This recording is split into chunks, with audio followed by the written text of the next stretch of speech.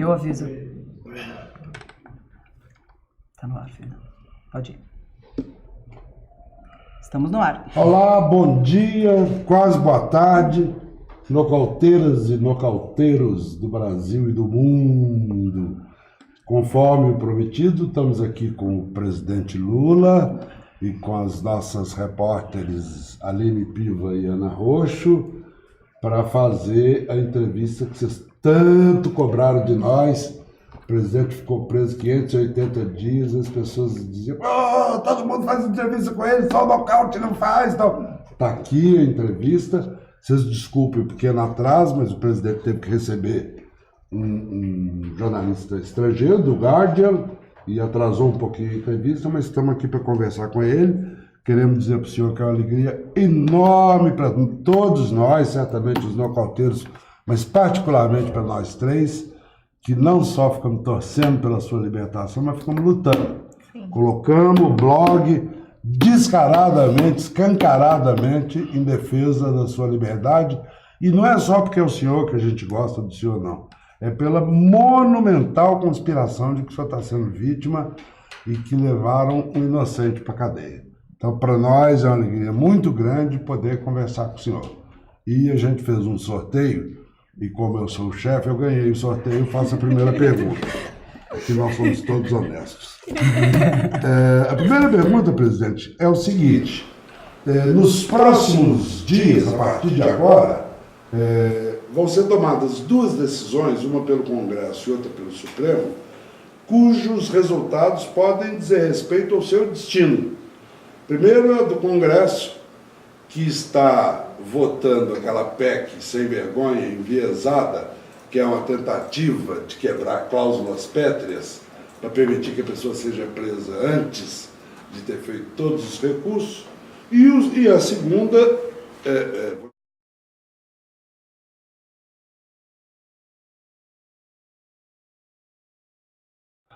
para anular a sua condenação no caso do triplex do Guarujá, pela suspeição que hoje é pública, o mundo inteiro sabe, depois do Intercept.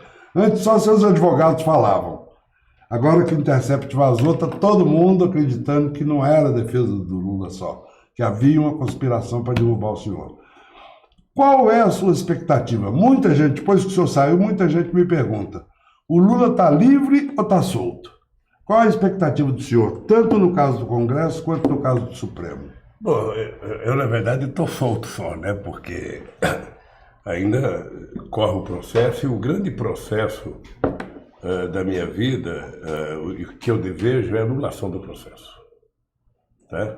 A anulação porque eu, embora não tenha saído da cadeia com nenhum espírito de vingança, mas sim com muita sede de justiça, eu quero provar que quem montou uma quadrilha nesse país foi o Moro da Leão e outras pessoas.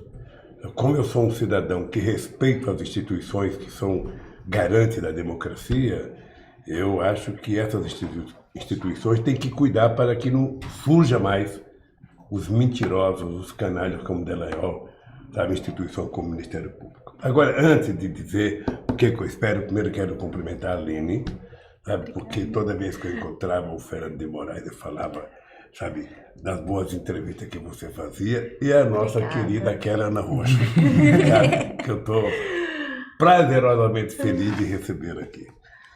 Olha, Fernando, eu espero que o Congresso Nacional tenha juízo. Uma Constituição não é um boletim, um manuscrito, uma coisa apócrifa que você pode rasgar e jogar fora a toda hora. Você precisa garantir para a sociedade brasileira que a Constituição, que foi um dia chamada pelo saudoso Ulisses Guimarães como a Constituição Cidadã, sabe, prevaleça. Lamentavelmente, você tem um empobrecimento da elite brasileira, uma elite muito conservadora, que agora diz que a Constituição é um atraso para o país. Sabe? Ou seja, na verdade, essa gente não gosta de mecanismo de proteção para a sociedade e nem de garantias sociais. Então, eu espero que o Congresso tenha a grandeza de não derrubar a questão do tanto julgado no Congresso Nacional. Porque, se o senhor permite, há uma certa malandragem do Congresso aí, né? Que eles estão querendo derrubar a cláusula pétrea sem mexer nas cláusulas pétreas. Então, essa é uma coisa. E a outra coisa é o Supremo. Fernando, eu tenho 74 anos de idade, comecei a fazer política no sindicato com 24 anos de idade. Portanto, eu tenho 50 em que eu faço política, o sindicato, o partidário do movimento social.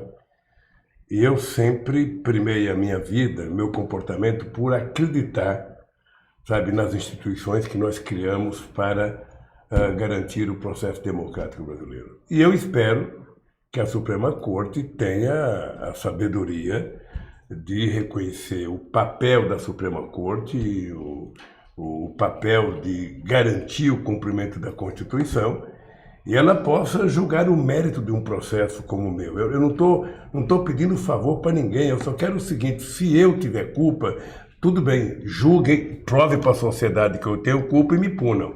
Agora, se provar que o Moro fez sacanagem, que ele é um juiz de má fé, que ele foi mau caráter no processo do julgamento, que ele seja punido em defesa da própria instituição. Se provar, se o Dallagnol, um cidadão que vai na televisão, faz um PowerPoint dizendo que, eu sou chefe de uma quadrilha, quando ele termina, depois de 1h30, que eu espero que ele vai apresentar uma denúncia, ele fala, não me peçam provas, esse cidadão deveria ter sido exonerado naquele dia e deveria ter sido preso. Quando um policial federal, em nome de uma instituição poderosa que eu também respeito, faz um inquérito e ele inventa mentiras, esse cidadão não pode ficar numa instituição, não pode ser concursado, porque o concurso ele só mostra que a pessoa tem um conhecimento específico naquela coisa, mas o concurso não mostra o caráter. Ele não mostra que tipo de ser humano você está lidando. Então o que eu quero é isso, o que eu quero é que esse país volte à normalidade. Para voltar à normalidade, esse meu processo tem que ser anulado e os responsáveis têm que ser punidos, porque não é possível. Não é possível contar uma mentira de uma pessoa que começou muito novo na política e que eu desafio qualquer um deles, prova um erro meu no gerenciamento do meu governo. Prove 1 centavo de desvio. Agora, o que eles estão tentando transformar em crime é 8 anos de mandato do Lula. É a passagem do PT pelo governo. Isso eu não aceito. Por isso que eu estava tão nervoso lá dentro e tentei me dominar o tempo inteiro para não permitir que o ódio tomasse conta da minha cabeça. Porque toda vez que eu ficava nervoso, eu pensava, o povo está pior do que eu, tem gente pior do que eu, tem gente comendo pior do que eu, tem gente morando pior do que eu estou aqui, E isso E depois aquele povo cantando parabéns, cantando lá na porta. Bom dia, boa tarde, bom... E depois eu vendo o nocaute lá no dia seguinte, no dia de atraso, de Lula livre lá atrás. Então foi legal. Eu espero essa votação da Suprema Corte, que ela reponha a verdade, porque eu mesmo preso, eu vi aquele Dallagnol descarado ameaçar o Congresso Nacional, ameaçar a Câmara, ameaçar o Senado, ameaçar o Procurador-Geral, ameaçar a Suprema Corte. Moleque irresponsável, desaforado. Então essa gente não pode achar que eu estou nervoso, o Lula está nervoso, o Lula não pode ficar nervoso. É o seguinte, os caras me prendem. Eu tenho que ficar calmo, só faltava eles quererem que eu saísse pedindo desculpa. Desculpa, porque eu não fui um bom prisioneiro. Desculpa, Não, eu quero justiça. E justiça passa por esse cidadão ser punido pelas instituições que eu ajudei a criar, que é o Conselho Nacional do Ministério Público e o Conselho Nacional de Justiça. Então, é o seguinte, meu caro, dignidade e caráter não vendem em shopping. Você nasce de berço com ele. E a dona Lindu me deu caráter e me deu dignidade, eu vou brigar por ela até o fim da minha vida. É isso. Então eu sou um cara esperançoso, não sei por quanto tempo eu vou poder viajar esse país e falar, mas eu vou andar. É o que eu sei fazer. É o que eu sei fazer. Discutir política com esse povo e levantar a moral da tropa. A tropa está com a moral muito baixa. Nunca tivemos uma turma tão ruim. Você viu um deputado do PSL ontem, não respeitou que hoje era dia da consciência negra e foi quebrar destruiu uma arte, um desenho. Como é que pode essa gente fazer descaramento, política? Essa gente não teve nenhuma noção de convivência democrática na diversidade. Ele não sabe que o bom é a gente conviver com os diferentes, sabe? Então, estou na briga, meu querido. Pois é, disso que eu queria Estou também... esperançoso. Eu sou um homem de bem, sabe? Acredito nas coisas. Agora, eu também sou de brigar. Sou de brigar porque eu, no fundo, estou defendendo a minha honra. Sabe? E honra para nordestino tem muito valor, Fernando. Eu não sei como é que é outro lugar, mas para nordestino tem muito valor. Sabe? Eu vi os 3 discursos que o senhor fez depois que saiu da cadeia. O de Curitiba, o de São Bernardo do Campo e o de Recife, anteontem. O senhor saiu da cana com a faca nos dentes, né? Sentando a burduna. Não, eu não estou com a faca no dente, Fernando. Veja, primeiro eu estou vendo o governo destruir o país, porque o Bolsonaro fica com a estupidez querendo governar com fake news, mentira para tudo quanto é lado. O Guedes aproveita e vai vendendo o Brasil e vai destruindo aquilo que foi construído como patrimônio do povo. E o país está sendo quebrado, desemprego muito alto, sabe, salário muito baixo, renda média caindo, piorando a qualidade da educação, acabando com o investimento em ciência e tecnologia, sabe? Até hoje o presidente não foi saber de onde veio esse óleo, ele preferiu culpar a Venezuela. Sabe? É como se você estivesse andando na rua, um cidadão tomasse um tiro e você ficasse procurando quem é que atirou ao invés de socorrer o cara. Primeiro socorre o cara, ou seja, tem um óleo na praia, primeiro vai descobrir quem é que soltou aquilo, tira aquele óleo e depois vai ver quem é o culpado. Não, mas a primeira coisa que eles fizeram foi achar o culpado. Sabe? Dando a impressão de que quanto mais óleo viesse e fosse da Venezuela, mais importante seria para a tese dele. É um absurdo o presidente não ter coragem de ir lá, sabe? Não ter coragem de ir no desmatamento, nem no Pantanal, nem na Amazônia. Então é o seguinte, você sabe que eu sou um cara que já perdi muitas eleições e quando eu perco eu respeito o resultado. Eu acho que o PT deveria ter protestado mais na vitória do Bolsonaro, porque foi ilícita, foi um roubo, sabe? Aquela indústria do fake news, mas o PT achou numa boa, entrou na justiça. Ele tem obrigação de governar, sabe? Ele tem 3 anos de mandato pela frente, ele não cometeu um crime de responsabilidade inaprovado. E o papel meu é falar com o povo. E não me peçam paciência, nem com o Bolsonaro, nem com o Moro, nem com o Dallagnol. Eu só quero justiça, só isso. Nada mais do que isso. Não é crime você querer justiça, é? Não é, então eu quero. Tá bom. Eu quero recuperar, sabe, o respeito que eu ganhei na sociedade brasileira durante toda a minha vida.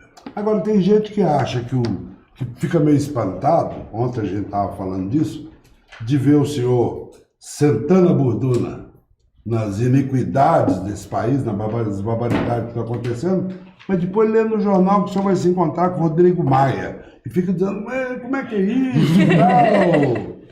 Não, ontem até me ligaram de Brasília, a Gleice me ligou dizendo, presidente, teve aqui no jornal que o senhor vai conversar com o Rodrigo Maia. Eu falei, olha, o que vai acontecer é que o desmentido vai se dar na hora que eu não for. Sim.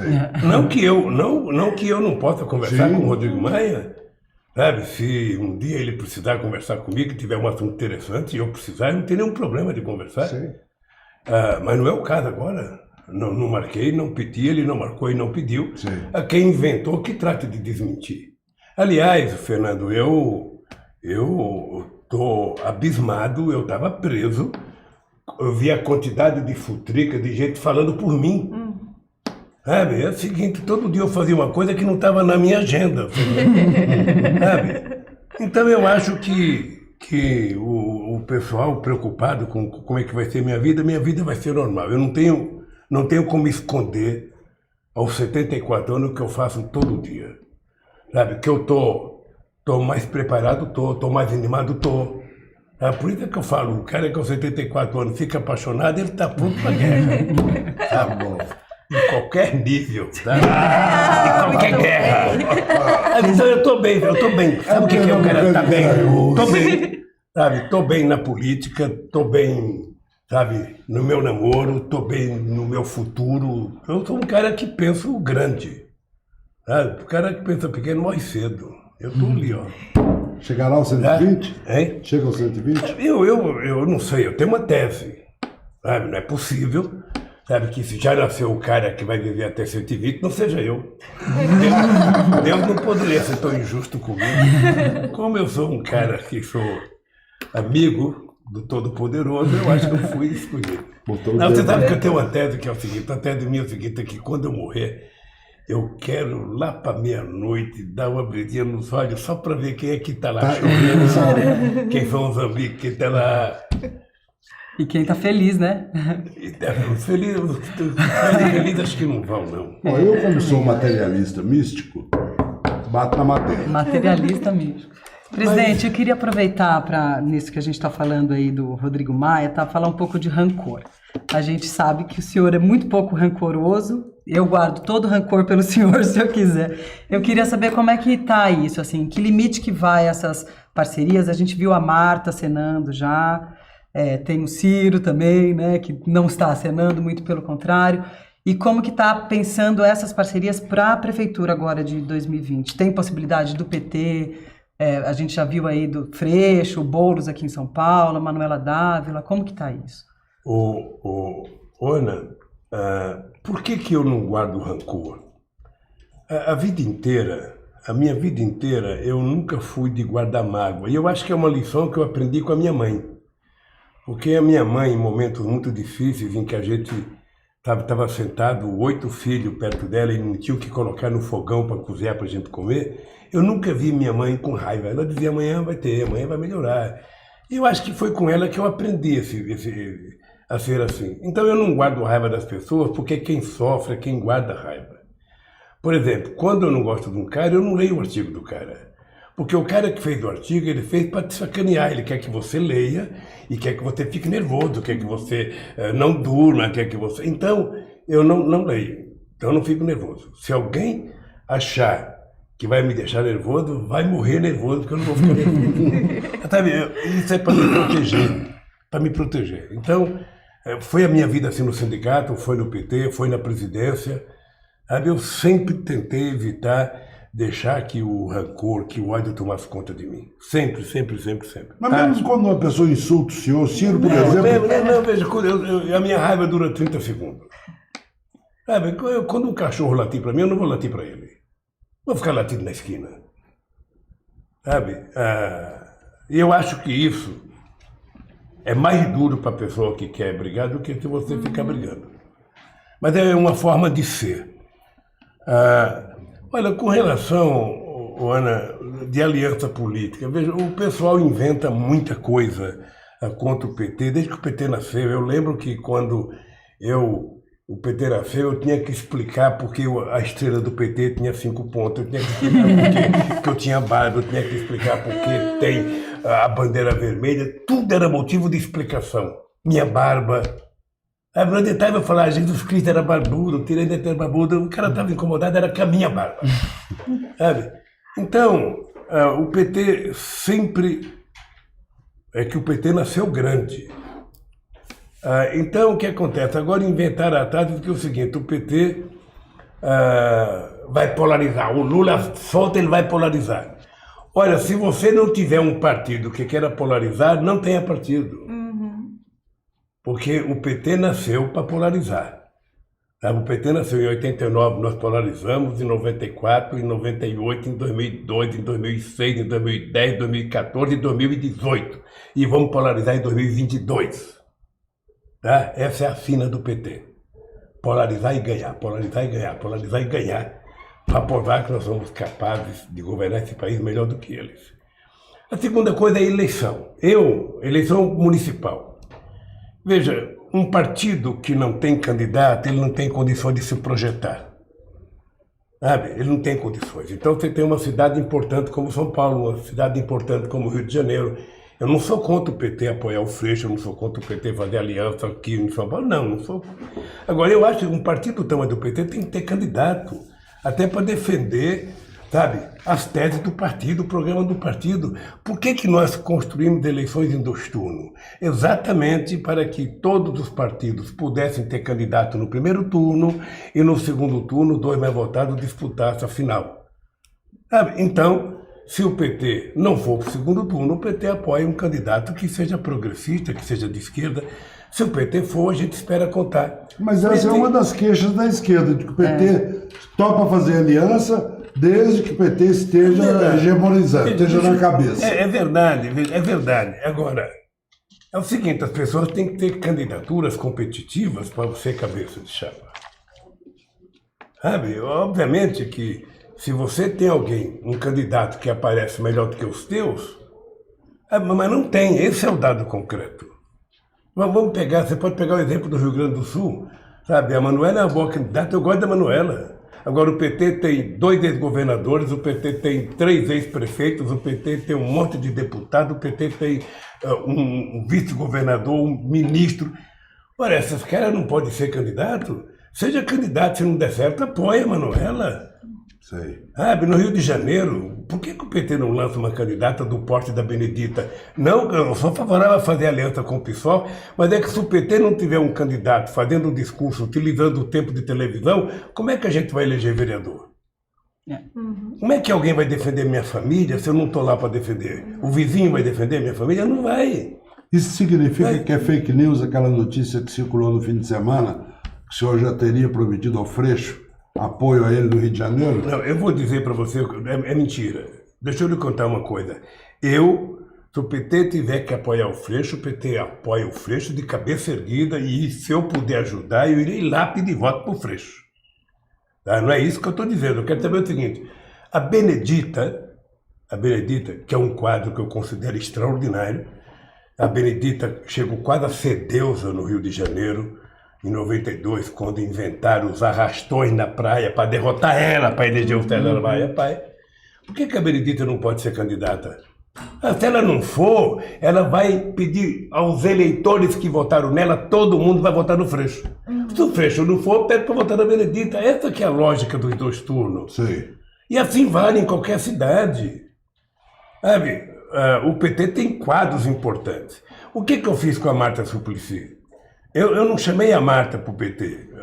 Teve uma pergunta, sabe? E eu disse o seguinte, eu tenho uma profunda relação de amizade com a Marta, eu não confundo a minha relação política com a minha relação pessoal, a minha relação pessoal é intocável. Se gostar de você, não adianta chegar alguém e falar mal de você que eu não vou aceitar. Sabe? Você não gosta dela, tudo bem, mas eu gosto.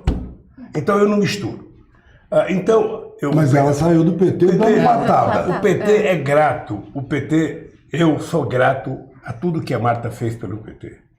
Eu fiz dezenas de reuniões na casa da Marta, aquelas crianças ainda muito crianças, a rede enchendo o saco dele lá, gravando o programa naquela sala, jantar naquela sala. A Marta não era ainda do PT, a Marta era uma sexóloga famosa que tinha programa de televisão. E ela suportava a gente. Olha, ela veio no PT, foi minha ministra, foi prefeita, foi a melhor prefeita que São Paulo teve, sem nenhum demérito aos outros.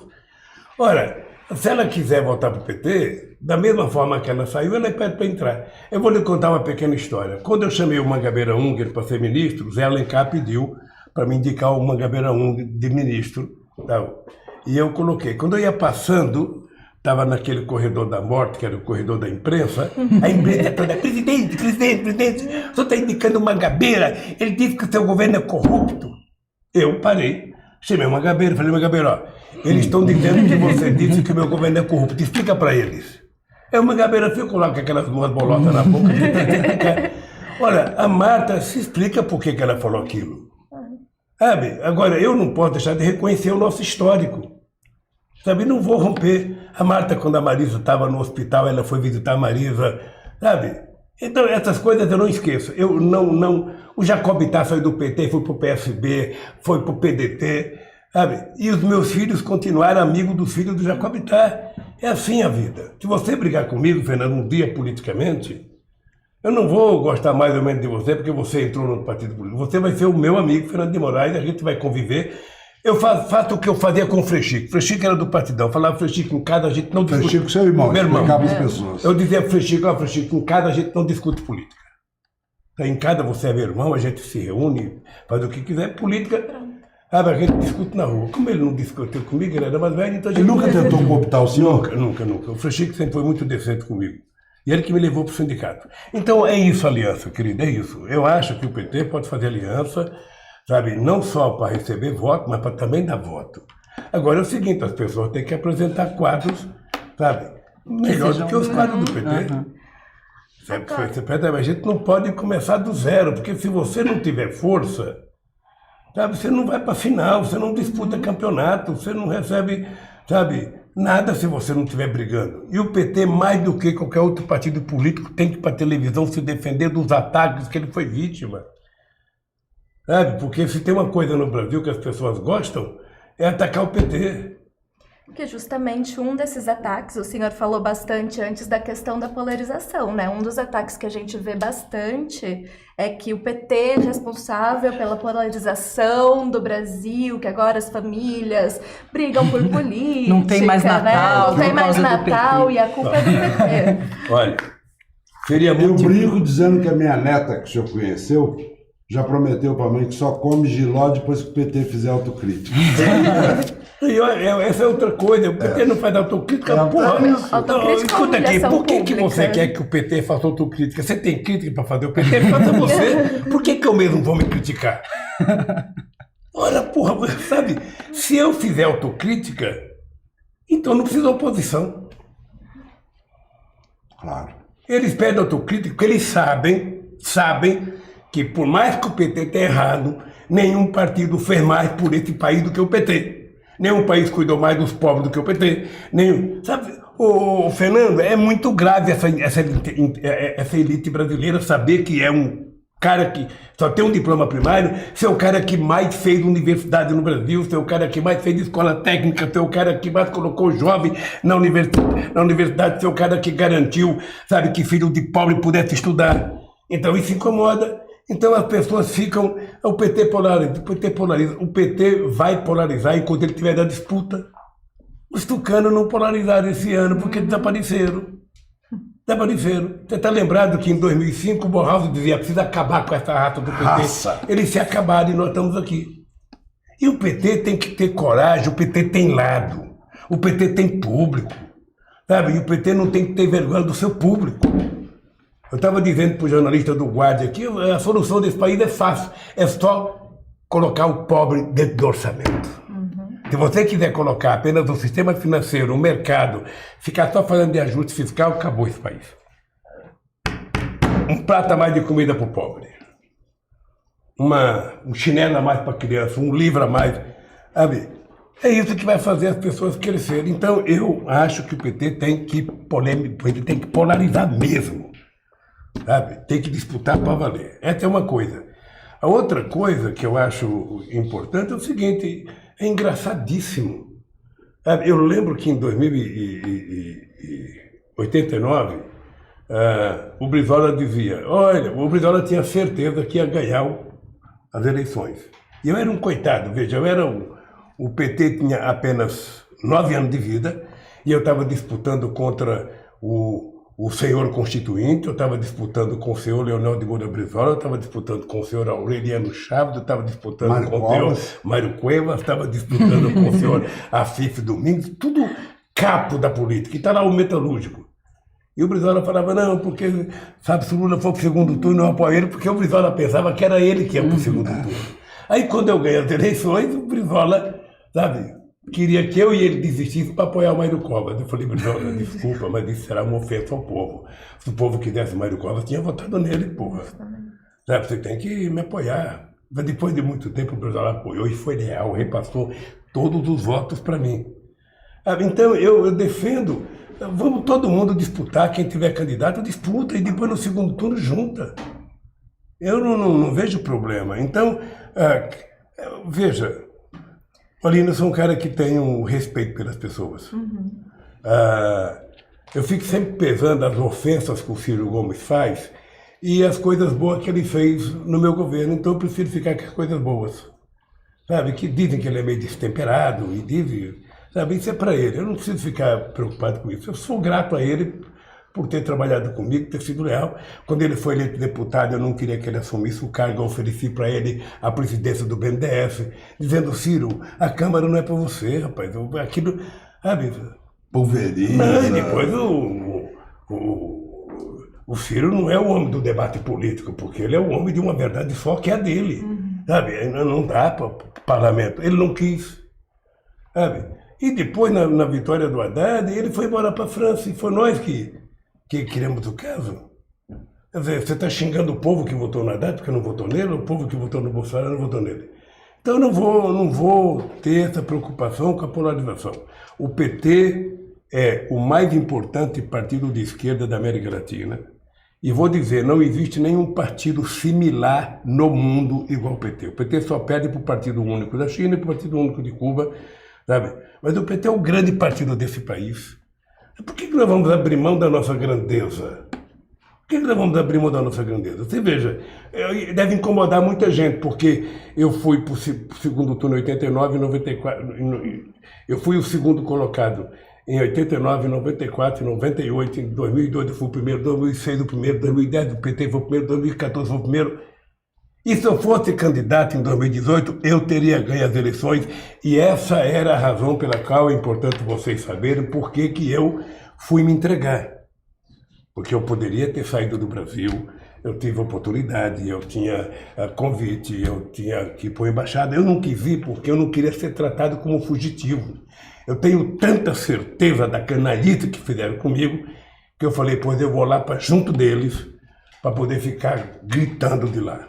Sabe? E foi isso que eu fiz, e agora, sabe, eu estou aí para fazer o partido crescer, para disputar eleições. Não tenho problema de conversar com quem quer que seja, Fernando, eu converso com qualquer pessoa, eu sou uma pessoa muito aberta, sempre fui. Eu, de vez em quando, falo assim, eu duvido que teve um presidente da República que conversasse mais com empresário do que eu, mais com sindicalista do que eu, mais com sem teto do que eu, mais com sem terra do que eu. Eu, 7 anos do meu governo, eu vim tomar café no Natal aqui com os moradores de rua de São Paulo. Era café com eles, embaixo de um viaduto. Durante 8 anos na presidência, todo ano eu vinha aqui, pegava uma pauta de reivindicação, atendia, chegava no fim do ano, vinha prestar contas e eles faziam mais reivindicação. Certamente, Fernando, se eu, ao invés de estar com os catadores de materiais recicláveis aqui, com os moradores de rua, tivesse, sabe, aceitado o convite para jogar golfe, e tivesse colocado uma roupinha branca, um carrinho e ter o Estuquinha carregando meu saco de taco, sabe? Certamente a elite brasileira não tinha tanta bronca de mim. Claro. Sabe? Mas desgraçado desse Lula, fazer pobre estar em restaurante para comer, fazer pobre passear no Ibirapuera, fazer pobre pegar avião, fazer pobre, sabe, gostar de comer coisa boa. É porque não tem nada melhor do que comer bem. Não tem nada melhor do que você se vestir bem, se gostar de se vestir. As pessoas acham que as pessoas ficam mal porque gostam, moram em barraco porque gostam. Sabe? Então, Aline, é o seguinte, ó. Eu sou um homem da política. Sou um homem da política. E eu acho o seguinte, quem quiser me derrotar, pode me derrotar. Mas tem uma coisa, tem que trabalhar mais do que eu. Eu não tenho preguiça. Você quer que o Lula fique com preguiça, é sentar no sofá. Se eu parar de trabalhar e sentar no sofá, logo me vem o sono, mas se eu estiver em atividade, eu já fiz comício em Manaus, eu cochilei no palanque em pé. Acho que até estava roncando. Sabe? Aí me dá o microfone, eu fico vivo outra vez. E eu gosto. Você tem uma coisa que eu gosto, é conversar com o povo.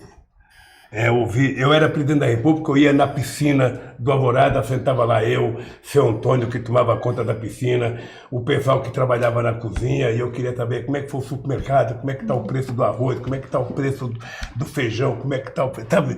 Aquilo era a minha vida ali, ia trabalhar na segunda-feira sabendo o que o povo estava pensando. Sabe? Então, o PT vai continuar sendo grande.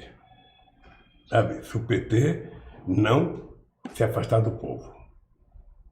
Queria aproveitar para fazer uma pergunta, que assim, a sua ligação com o povo, a ligação do PT com o povo é óbvia, você faz as caravanas, está perto do povo, e a gente tem a direita completamente apropriada dessas mídias digitais aí, que causaram esse estrago, com essa onda de fake news, eles usam muito bem isso Como que vocês estão lidando? A gente está preparado para isso? Primeiro, para essa avalanche de fake news, e segundo, para estar na mídia digital, que eles estão vendendo como um novo jeito de fazer política, quase.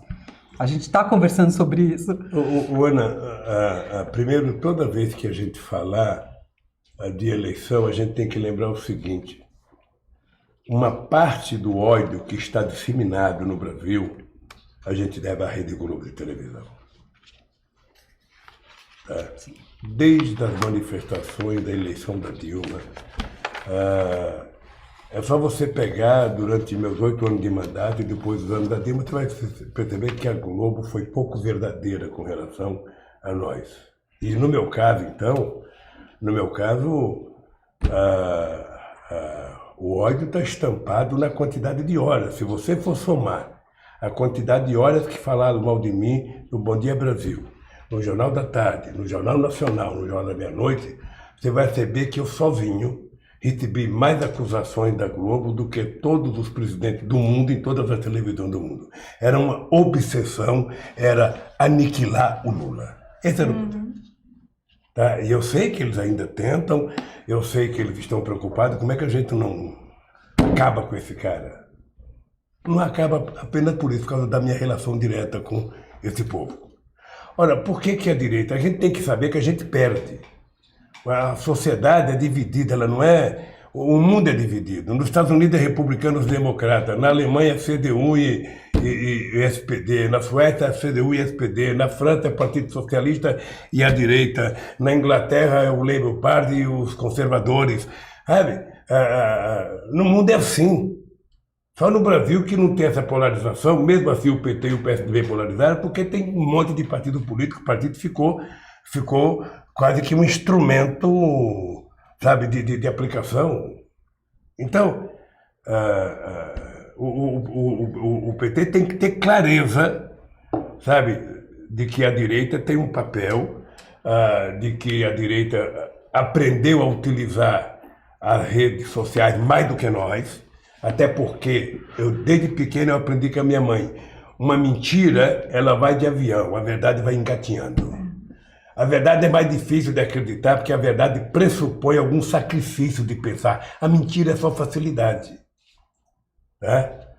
Se você duvida do que eu estou te falando, assista, sabe como eu assisti na cadeia, a quantidade de programas que eu assisti, de cultos religiosos, de determinadas pregações, verdadeiros absurdos, sabe? E que está todo dia na televisão, todo dia na televisão. Então, o que nós temos? Nós temos que preparar para combater as mentiras, tentando falar as coisas mais sérias possíveis. Sabe? Não é que a direita utilizou melhor do que nós, a direita utilizou mais recursos, teve empresário financiando, o próprio diretor do YouTube, do Google, está falando isso, que recebeu dinheiro para fazer campanha contra o PT, sabe? E vai continuar. Não é? Pois é, presidente, mas aí entra a questão que ela levantou, que é o seguinte: por que o PT não reage a isso usando as mesmas armas? O campo progressista aqui tem gente na universidade, tem cientistas da maior qualidade. Na Rússia tem gente disposta a ajudar, na China. Mas não vamos. Nós claro, não podemos, sem espalhar mentira, para roubar a expressão da dona Lindu, o discurso de rua está andando, está engatinhando, e a internet está indo de avião. Mas é o discurso de rua que pode ajudar o nosso povo a ir para a internet. Sabe? Veja, eu acho que nós temos gente mais competente do que eles. Agora, você sabe que tudo isso custa um pouco de dinheiro. Custa um pouco. A Gleice, antes da campanha, falou para mim: olha, nós vamos contratar uma equipe para trabalhar aí. Aí contrataram um cara de Minas, a primeira coisa que saiu foi uma denúncia contra um cara de Minas, um cara desapareceu. Então, o PT tem gente preparada, sabe? Nós precisamos apenas tomar cuidado, Ana, com o seguinte: olha, eu jamais esperei que o Trump fosse eleito presidente dos Estados Unidos. Depois de conhecer a história da eleição dele, você percebe que uma parte da humanidade foi transformada em algoritmos. Não é você que utiliza a internet, ela que te usa. Sabe? Eu, quando vejo uma pessoa o dia inteiro, estou vendo ali gente com o celular ligado o dia inteiro, eu fico me perguntando: é a pessoa que está usando o celular ou o celular está usando a pessoa? Porque é engraçado, as pessoas agora trabalham de graça. Antigamente, se o patrão pedisse para você ficar meio minuto além do horário, você ficava puto e ainda ia brigar para ter hora extra. Agora, com o celular, você vai para casa, vai no banheiro, está trabalhando, você vai almoçar, está trabalhando, você está deitada, está trabalhando, sem ganhar nada. A nossa cabeça, eu acho que ela tem um limite uma capacidade de armazenamento. Eu não posso saber mais notícias do que eu posso, sabe, trabalhar. Chega uma hora que você sabe tanto que você não sabe nada. Então eu aprendi o seguinte, só saiba, sabe, importante. Eu tinha um companheiro deputado do PT, o Vicentinho, que foi presidente da CUT, que ele tinha uma frase fantástica. O importante é o principal, o resto é secundário. Então nós temos que definir as coisas que são importantes. E o PT está se preparando, eu sei que a Gleice está fazendo umas reuniões, muita gente está participando.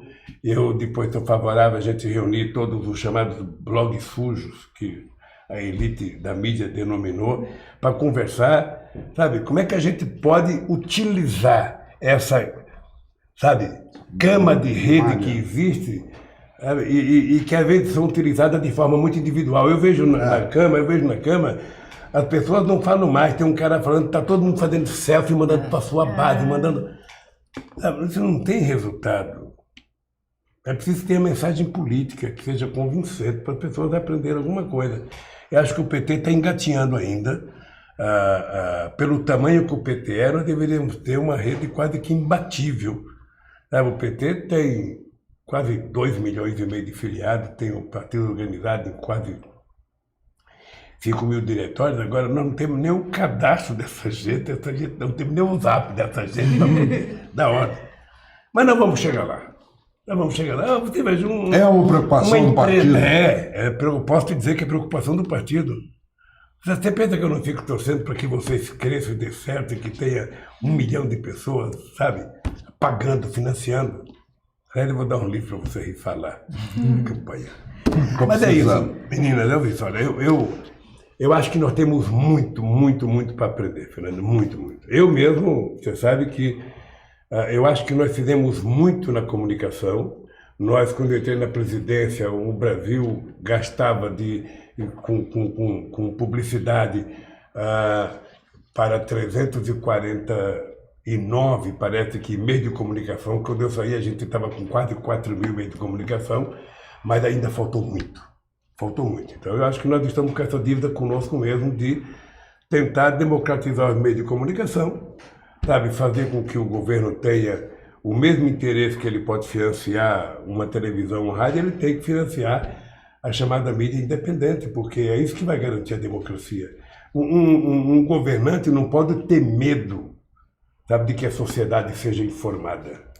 Um governante não pode ter medo que as pessoas tenham acesso à cultura. Ou seja, eu acho que a cultura é a coisa que mais pode despertar um sentido revolucionário de uma sociedade. Talvez por isso esteja apanhando tanto o Bolsonaro. Então veja, sabe, a cultura, ela exige que a cabeça do dirigente seja plural. Ela exige que a cabeça do dirigente não tenha medo da divergência, da diversidade cultural. Sabe, as pessoas fazem o que quiser, como quiser, desde que as pessoas respeitem o direito do outro, ou seja, sabe, senão a sociedade não avança. A sociedade não avança. Sabe? Então, eu acho que essa coisa que está acontecendo hoje, de se meter na educação, de se meter na cultura, tudo é proibido, nada pode, ou seja, nós temos que recontar a história desse país. Eu tenho uma tese hoje, depois de ler muito sobre a escravidão, de que nós precisamos recontar a história do Brasil, porque os verdadeiros heróis brasileiros não estão na foto. São anônimos. São anônimos, porque foram enforcados, foram decapitados, foram salgados e não apareceram na foto. Por isso que se criou a máxima de dizer, o Brasil não gosta de briga, o Brasil gosta de um jeitinho. Gosta de um jeitinho porque mataram os que gostavam de briga antes. Sabe? Então, a riqueza da nossa história tem que ser contada para essa molecada. Eu estou dizendo, essa molecada conhece mais a história da Revolução Russa do que da luta que foi feita aqui no Brasil. Quantas pessoas morreram na cabanagem? Mais de 40 mil pessoas. Quem é que sabe disso? Ninguém. Sabe, Zumbi, a gente sabe que teve Zumbi, mas foi 200 anos o Quilombo de Palmares. Chegou um momento que eles tinham mais gente do que na cidade. Então ninguém sabe. O Chaves falava do general Abreu Lima, ninguém sabia quem era. Agora eu estou lendo a biografia do Abreu Lima, que a Marília Arraes mandou para mim. Sabe? O cara escreveu sobre o socialismo primeiro que Matos. Brasileiro. E o socialismo dele é do socialismo bíblico. Ele achava que a Bíblia induzia ao socialismo. Mas ele era herói do Chaves e aqui no Brasil ninguém conhecia ele. É verdade. Por quê? Porque eu até admirava Caxias, porque eu achava que Caxias tinha muito a ver com a unidade nacional. Aí, eu fico sabendo, ele foi o cara que liderou a morte de mais de 3 mil negros e índios lá em Caxias do Maranhão e ainda ganhou o nome da cidade. E o doutor Ulisses dizia o seguinte, e além desses defeitos, era ladrão de cavalos. Então, sabe, eu acho, Aline, Ana e Fernando, que nós temos que recontar a nossa história, sabe? O povo tem que saber das coisas, sabe? E se não puder ensinar na escola, essa barbaridade de que você não pode ensinar, sabe, a sexualidade na escola, que as crianças não podem aprender. Quem é que pode aprender? O momento de aprender é na escola. Ou será que tem que aprender na vida selvagem? Sabe, essas pessoas podem ser bem orientadas, essas pessoas podem ser bem cuidadas.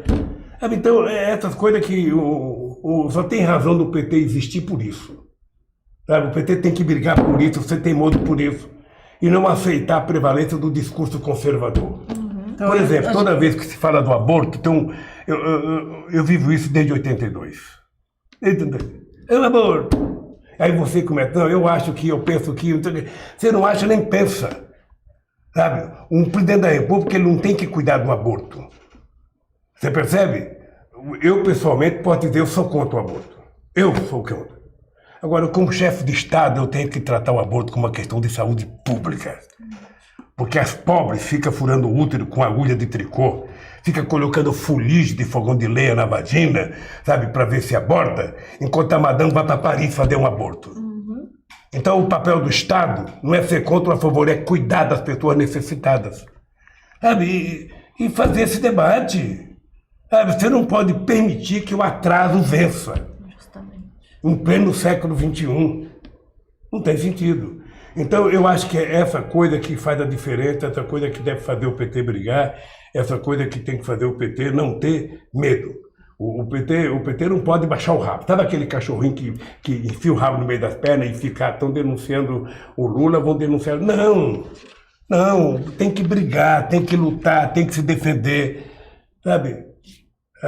Porque senão, a história do Brasil é triste. Pega a história desde a proclamação da República, que já foi uma mutreta feita pelos paulistas, ou seja, até a morte do Getúlio, até o Juscelino, eu até pensei, bom, não gosta de mim porque eu sou nordestino, não tenho um diploma, aí a Dilma, sabe, da Unicamp, sabe, não sei das contas, mulher bem formada, porque não tem nada. O Haddad, quando eu indiquei, eu brinco com o Haddad, quando eu indiquei o Haddad para ser prefeito, o Haddad... assim, eu falei, esse cara é bonitão, esse cara é alto, esse cara tem 3 diplomas, ele é filósofo, ele é advogado, ele é economista, ele é um cara de classe média, vai ser tratado a pão de ló, tratado um cacete, apanhou que nem gente ruim, sabe? Todo dia apoiava. Eu vejo alguns programas, chovia, cadê o Haddad? Por que o Haddad não está na água? Por que o Haddad não está bebendo água? Agora chove, ninguém fala nada. Então, o PT tem que ter consciência. A bronca que tem do PT é pelas virtudes do PT, não é pelos defeitos. Sabe? Quando o PT fala, faz autocrítica, PT, faz autocrítica, é porque as pessoas querem que o PT diga, eu errei, sabe? E eu acho que nós acertamos mais do que erramos.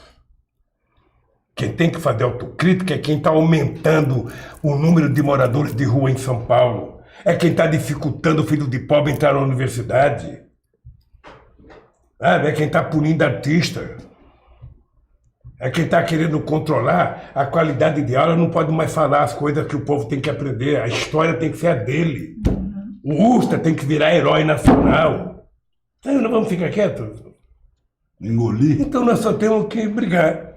E não ter bronca da pessoa, sabe, que diverge. Ah, porque a família não está conversando. Conversa, porra. Entre família você pode brigar. Né? Pode brigar. Mas você acha que a gente consegue essa coisa de converter um bolsonarista que fala que nazismo é de esquerda, que relativiza a tortura, que fala que artista é vagabundo, índia é vagabundo, terra plana. Essa gente não tem conserto, gente. Essa gente, olha, Essas a gente pode desistir. Um torcedor fanático do Palmeiras, você não faz ele ter bom senso. Sabe? Um torcedor fanático do Corinthians, você não faz. Sabe? Agora, um torcedor, você faz. Você percebe? Veja, o Bolsonaro é o único cara que tem no ministério o único astronauta brasileiro. Então esse astronauta tem a obrigação de dizer Bolsonaro. Bolsonaro, presta atenção. O tal do Olavo de Carvalho é mentiroso, a Terra não é plana, a Terra é redonda. Tá aqui a fotografia, eu tive lá em cima. Ele tem obrigação, sabe? Chegar numa reunião do ministério, pedir a palavra, falar, o presidente Bolsonaro, olha, eu quero dizer que o Olavo de Carvalho está mentindo pro senhor. Eu tive lá em cima, eu fotografei, sabe? A Terra é redonda. Sabe? Nem isso ele fala, porra. Nem isso ele fala. Então, esse fanatismo, ele existe em tudo quanto é lugar. Você tem lulista fanático, sabe? Você tem brizolista fanático, você tem. Brizolista, será que ainda tem? Ainda tem. Olha, gente. O Brizola tem história, o Brizola foi um homem sério. Mas deixa eu falar uma coisa para você. O problema é que eles levaram o sectarismo à ignorância absoluta. Sabe? Falar determinadas coisas que eles falam, eles veem comunismo até na Globo. Até na Globo, eles veem comunismo, sabe? Se eles fossem minimamente inteligentes, se eles tivessem um pouquinho de pedigree de inteligência, eles sabiam que o Lula nunca foi comunista, nunca foi anticomunista. Eu lembro que a primeira vez que perguntaram para mim, você é comunista? Eu falei, não, sou torneiro mecânico. Para ninguém me encher o saco. Sabe? Então eles ficam mentindo. E as pessoas que são ignorantes acreditam em mentira e gostam de mentira. Sabe? Quando o cara é ignorante, qualquer mentira pega é o que ele quer. Tá? Ninguém te passa na matéria séria no teu celular. Você pode ver que você passa o dia inteiro, você recebe 500 bobagens. Uma matéria séria. Ana, aprende isso aqui que você pode ganhar R$1 a mais nas suas peças de teatro. Ninguém aparece, mas bobagem aparece todo dia. Sacanagem é todo dia, mentira é todo dia. Sabe? Então é isso que nós temos que enfrentar. Mas não enfrentar fazendo o jogo que eles fazem. Eu acho que o PT não tem que fazer o jogo rasteiro que eles fazem. Senão a gente não politiza a sociedade. Aqui tem gente que não gosta, sempre teve gente que não gostou de você. Sempre teve gente que não gostou de você. Sempre teve, tá cheio de gente que não gosta da gente. Mas paciência, nós não vamos casar, nós não precisamos namorar, cada um fica com o seu corpo, mas nós precisamos nos respeitar. O cara que mora no meu prédio, no meu apartamento, o vizinho do meu, ele pode não gostar de mim, mas eu tenho tanto direito no elevador quanto ele. Então, quando ele entrar, pelo menos seja educado, fala bom dia. A palavra bom dia é muito importante. Como é que vai? Sabe? Eu lembro que eu fui uma vez no programa da Miriam Leitão e ela nervosa, aquele jeitão dela, só quando vai o PT. Nervosa. E fez uma pergunta para ele, falei, Miriam, você nem bom dia falou? Fala bom dia, porra. Fala bom dia para mim. Então eu acho que nós precisamos, contra a raiva deles, vender sorriso como vocês duas estão dando. Sorriso bonito, coisa carinhosa, sabe? Falar mais de amor, falar mais de humanismo, sabe? O ser humano tem que voltar a ser humano, Fernando. Ser humano é a gente tá... Veja, você vai num restaurante, tem 4 pessoas, cada um com o celular em cima da mesa, ninguém conversa com ninguém. Ninguém conversa com ninguém. Não tem coisa melhor do que conversar olhando na mão da pessoa, pegando na mão da pessoa, olhando, sabe? Botando defeito nas pessoas, ela botando defeito em você. Isso é humanismo. E é isso que nós temos que fortalecer no Brasil. É isso que nós temos. Então, sempre que você tiver uma cara boa, não fale com raiva de ninguém. Não compete. Eu às vezes grito por causa da eloquência, mas eu, sinceramente, Quem pensar que eu tenho raiva vai morrer de raiva, porque eu não tenho raiva. Eu tenho pouquinho devia ter. Eu tenho cedo de merecem. Não faz a gente ficar com raiva, não ter raiva. Deixa eu te falar uma coisa pra você. Em junho de 1978, eu dizia, eu não gosto de política e não gosto de quem gosta de política. Tá? Em junho. Em julho eu fui para Brasília porque o Geisel mandou o Arnaldo da Costa Prieto fazer um projeto de lei criando categorias essenciais que não podia fazer greve. Aí eu descobri que era preciso criar o partido. Em setembro eu estava apoiando o Fernando Henrique Cardoso para o Senado, a pedido meu, não foi ele que pediu, não. Eu fui lá porque acreditava que tinha uma novidade no pedaço que a gente podia apoiar. O que aconteceu? O Fernando Henrique Cardoso, sabe, ele foi... Eu já disse várias vezes, o Fernando Henrique Cardoso, ele preferia que eu ganhasse que o Serra. Aquele sorrisinho maroto dele, no fundo ele queria que eu ganhasse. Por quê? Não era de bondade dele, é que ele achava o seguinte, esse Lula, esse anarfa, sabe, esse grosso desse metalúrgico, esse ogro, assim, acho que ele pensava tudo isso, porque o cara falava, ele só fala com o dedo no enriste. Aí, esse cara vai ganhar, aí o povo vai perceber que ele é um desastre, sabe? E eu vou votar. Se o Serra ganha, o Serra vai querer reeleição, eu estou ferrado.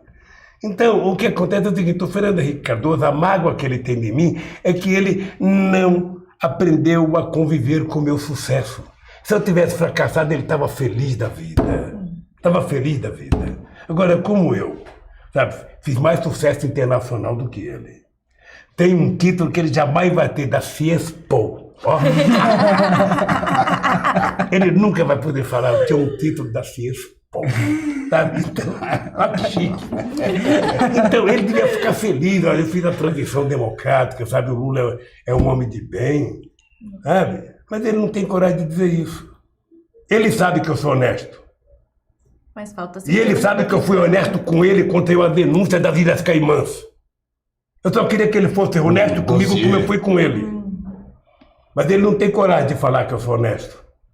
Porque na cabecinha dele ele quer passar dúvida. E se tiver alguém para investigar, eu deposito a minha honestidade com a dele para ser investigada, para ver quem é mais honesto. Então, o cara que não tem a grandeza,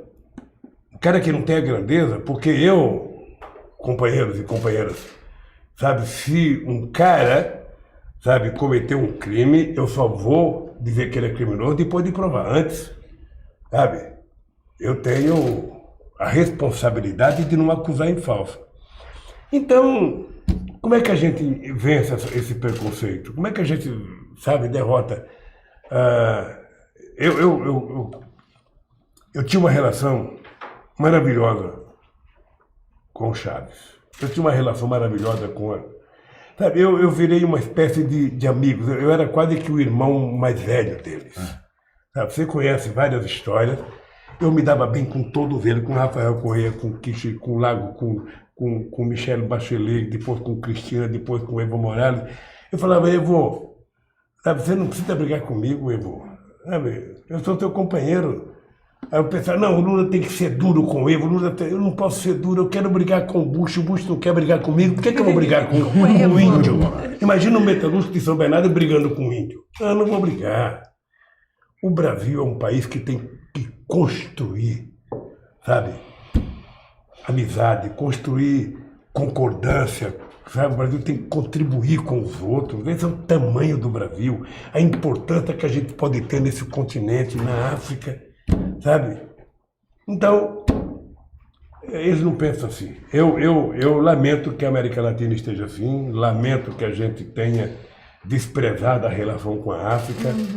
Eu acho que eu fui pedir desculpa na Vila Gorê, sabe? Fui pedir desculpa, sabe? Um lugar que tem aquela porta do nunca mais, onde os negros eram depositados, era depositado para embarcar e ir por ali, nunca mais voltava. Chama-se a porta do nunca mais. Eu fui lá pedir desculpa. O Gilberto Gil cantou, sabe? Todo mundo chorou. Sabe? Mas eu acho que o Brasil teria que pagar aos africanos, não com dinheiro, mas pagar com solidariedade, com transferência de tecnologia. Por isso que eu levei uma fábrica de antirretrovirais para Moçambique. Depois eu levei a Universidade Aberta para Moçambique. A última vez que eu fui lá já tinha 900 alunos, acho que até fechou já. Levamos a Embrapa para Gana, sabe? Aprovamos o Mais Alimentos aqui no Brasil e nós aprovamos estender para que os africanos pudessem comprar máquinas e implementos agrícolas ao preço dos agricultores familiares brasileiros. Mas a gente aprova, mas a burocracia desaprova. A burocracia, quando não anda, Fernando... As embaixadas que o senhor abriu na África Então, estão sendo fecharam quase desativadas. todas. Porque lidar com os Estados Unidos é fácil, lidar com a Alemanha é fácil, lidar com... Agora, para lidar com as pessoas pobres tem que ter paixão, tem que ter tesão, tem que gostar, tem que acreditar, tem que fazer por amor, sem pensar em retorno financeiro. O embaixador Carlos Alberto, ele... Carlos Alberto, não, acho que é. Ele tem um livro em que ele fala um rio chamado Atlântico. Olha o continente africano, faz fronteira com o Brasil de cabo a rabo. O Brasil, sabe, tem uma estrada que Deus deu para nós poder transitar e transacionar com a África, e o Brasil não vai. O embaixador é Alberto Costa e Silva. Alberto Costa e Silva, é isso. Agora, Grande presidente, puxando aqui a sardinha para o lado, né, e aproveitando o gancho que entramos em temas internacionais, a gente viu duas eleições importantes na região, lá no México, do López Obrador e do Alberto Fernandes, agora na Argentina, que inclusive Bolsonaro, Araújo, já começaram ali com uma rixa, né, justamente porque no dia da eleição ele postou uma foto em apoio ao senhor, que foi o dia da votação, né, no domingo.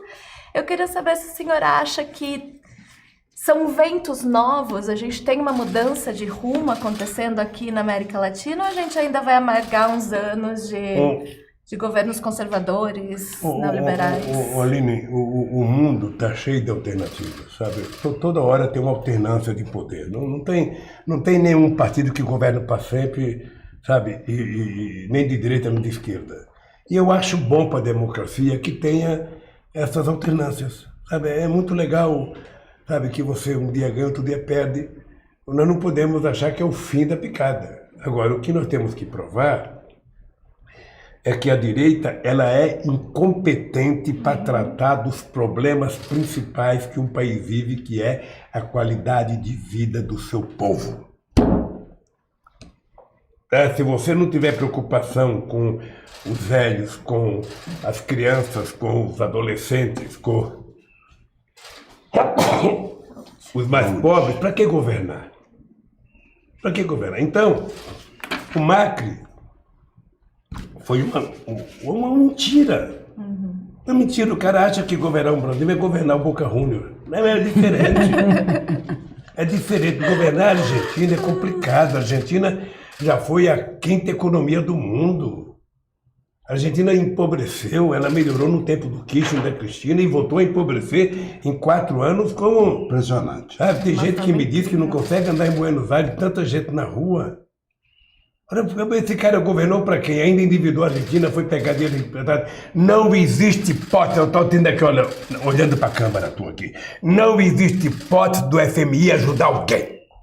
O FMI, quando a crise foi nos países ricos, o FMI não teve coragem de abrir a boca, não deu um palpite. Agora, quando é na Argentina, ele acha que pode ajudar. E eu acho que quem for pedir dinheiro lá nunca mais sai. É como a agiota. Sim. O FMI faz o papel da agiota. Sabe? Então,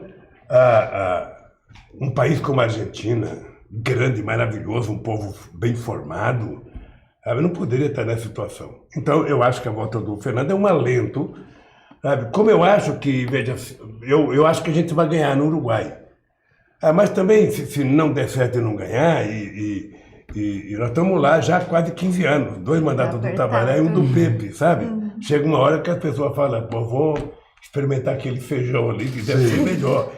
No Brasil, eu acho que no Brasil a gente ganharia 2018 mas chega uma hora que as pessoas também cantam, se a gente não inovar, se a gente não fizer muita coisa boa. Eu, por exemplo, tinha dúvida do 4º mandato do Evo. Eu sempre me coloquei contra pro Chaves. Eu dizia pro Chaves, quando é que você vai arrumar um sucessor, porra? Porque também a gente não pode achar que a gente é imprescindível ou insubstituível. Não existe essa possibilidade. Quando você começa a pensar está nascendo dentro de você um ditadorzinho. Eu me amo, sabe? Não pode ser assim. Você tem que conviver. O cara perdeu. O cara ganhou. Para quem está no governo como o PT, já há 14 anos é difícil você perder. Agora é o seguinte, é que 4 anos, para quem está na reserva, demora pra cacete. Pro Bolsonaro passa muito rápido, ele deve estar falando, pô, já foi 1 ano, cacete, já. Acaba logo. E você tem que ficar pensando o que eu fiz, o que eu produzi. Sabe? Então, o que o PT tem que ter paciência? Sabe aquela famosa frase do Che? Ser duro, pero sem perder a esperança. O PT tem que ser duro na oposição. O PT tem que ser duro na cobrança de políticas corretas. O PT tem que apresentar para a sociedade, sabe, como é que seria o Brasil hoje se o PT tivesse no governo, como é que a gente recupera a economia. E eu acho que nesse aspecto a vitória do Fernandes é uma boa medida. Eu queria aproveitar uma garupa aí na pergunta da Aline. O Fernandes, candidato a presidente da República na Argentina, veio visitar o senhor na cadeia, correndo risco da direita aproveitar isso lá contra ele, e não veio escondidinho, não. Saiu de boné vermelho na cabeça e fazendo L. Ganhou a eleição, a primeira foto dele, que é um selfie com a família, com os assessores, é ele fazendo L de Lula livre. O senhor vai à posse dele? Aproveito para perguntar uma coisa. Confiscaram o seu passaporte? O senhor tem passaporte? Não, meu passaporte foi roubado. Quando eu fui preso... Pela lei ou por ladrões? Não, foi roubado por um ladrão mesmo. Roubaram a pasta do... Eu tinha uma pasta que ficava com o meu companheiro e eles pararam o carro no hotel, chegou um ladrão e roubou a minha bolsa, roubou o passaporte, roubou o celular, roubou... Bom, mas também a Argentina só pode ir até identidade. Mas deixa eu te falar uma coisa para você. Eu, quando o Fernando veio me visitar, a primeira coisa que eu disse para ele foi o seguinte: Fernandes, você tem que tomar cuidado. Se você não quiser dar entrevista, não dê, para não te prejudicar lá. Foi o que eu disse para ele. Ele falou, não, eu vou falar, eu quero falar. Foi lá no acampamento e falou, e depois falou na Argentina. Eu não gostaria de ir na posse, sabe por quê? Porque é uma coisa de presidente, sabe? É uma coisa que vai ter muito presidente, vai ter... Eu não sabe, é o seguinte, o vaso chinês tem que ficar fora. Esse presidente é que nem vaso chinês, já ouviram falar essa famosa história. Ou seja, eu acho que tem que ir os presidentes, sabe? Eu não gostaria de ir, não, e se for convidado, eu não fui convidado, mas se for convidado, eu agradeceria. Acho que o Brasil tem que ir na posse dele, sei lá, com quem. Osmar Terra, não Osmar é? Terra, Ministro Osmar Terra. Porque, deixa eu falar uma coisa, o pessoal tem que perceber, a Argentina é o segundo posto mais importante do Brasil. A Argentina sozinha, ela é a terceira fonte de comércio exterior do Brasil. A Argentina, só para você ter ideia, a Argentina chegou, na minha presidência na da Dilma, chegou a quase 30 e poucos bilhões no fluxo, sabe, entre exportação, e era de apenas 7 bilhões, passou para 30 e poucos bilhões. Então a gente não pode brincar, não, a Argentina é um parceiro importante, e a gente exporta para a Argentina produtos manufaturados com uma Dá emprego, né? Não é commodity. A gente tem que compartilhar emprego com a Argentina. O momento do Brasil exportar, eu dizia para os dirigentes sindicais, olha, vocês agora têm que comprar uma briga com a indústria automobilística que deve vir no Brasil. Sabe? Nem na América Latina, nem na África, eles podem vender o carro produzido na Alemanha. Vem para o Brasil, vai vender o carro brasileiro. Sabe? Porque eles são malandros, eles vêm para cá só para o mercado interno e exportar é a matriz. Então nós não podemos aceitar mais. Então eu acho que o Brasil, Aline, tem uma coisa interessante que é o seguinte. Eu vivi com a graça e o apoio, sabe? Eu cansava de dizer para o Celso, você tem que estar tranquilo porque você é o mais importante ministro das Relações Exteriores que eu conheço. Eu conheci muita gente. Porque o Celso era leal, é de confiança e é pau para toda obra, sabe? E o Celso não tinha preguiça de trabalhar. Ainda hoje ele não tem. Então, eu vivi o momento mais auspicioso. Ali não é, eu vivi um presidente em que o Chirac me tratava maravilhosamente bem, depois o Sarkozy, depois o Tony Blair, depois o Gordon Brown, depois o Angela Merkel, entre o Schroeder, depois na França. Sabe? Então, o Bush me tratou muito bem, eu tinha uma relação de respeito com o Bush muito grande. Sabe, com o Putin, com o Medvedev, com o Rugital, com o ministro Singh. Sabe, eu era muito bem tratado e era considerado o primeiro presidente negro do Brasil pela maioria dos presidentes africanos, porque eu tinha noção de que era preciso o Brasil fazer coisa com a África. Sabe, lamentavelmente a gente perdeu isso. Mas eu acho que um dia a gente retorna. As forças progressistas vão governar esse país e vão lembrar que nós precisamos ajudar. O Brasil tem que ajudar o crescimento dos seus pares. Não adianta o Brasil ser rico e a Bolívia ser pobre. Tem que a Bolívia cresça junto. Sabe? O Brasil tem que ajudar os outros países. É isso que a gente tem que fazer. Nós devemos para a África não apenas a nossa cor, a nossa miscigenação, a nossa cultura, o nosso jeito de ser, sabe? O nosso rebolado, a nossa dança. Sabe? Porra, os negros eram tão importantes no Brasil que precisaram importar europeu para poder branquear a raça brasileira. Sabe, então, e depois o Brasil é um país fantástico, porque o Brasil não tem contencioso. O nosso último contencioso foi com o Paraguai, sabe? Em que a gente contribuiu para dizimar a criança. Sim, sabe? terrível. Então, o Brasil é um construtor de relações internacionais.